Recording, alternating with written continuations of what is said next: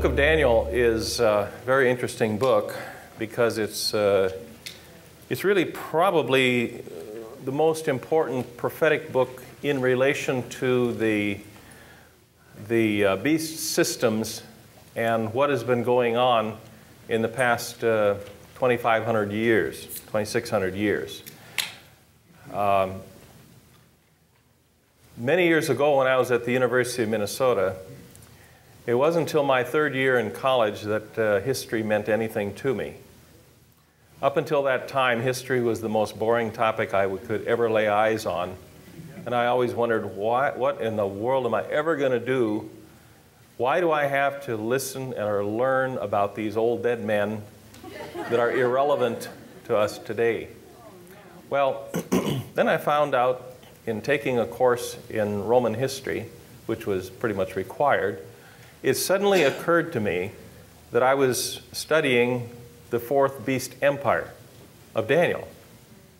And that one little thought, where I related history to the scriptures, told me that if I wanted to understand the book of Daniel, then I needed to understand history.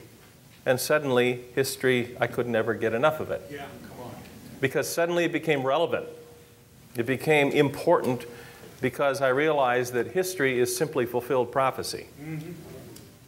It's just fulfilled prophecy. So if you don't understand history, well, it's how do you understand prophecy? You see?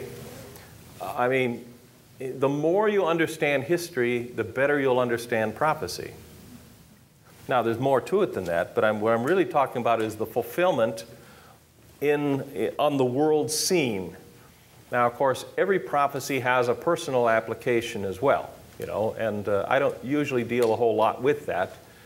But hopefully you can take the national prophecies and the big picture prophecies and apply them to your own life. That's something that the Holy Spirit will work within you. And that's perfectly valid, and I encourage you all to study and to learn those principles. After all, if you don't apply it to yourself, if it's not relevant to you, then it's not really worth a whole lot, you know.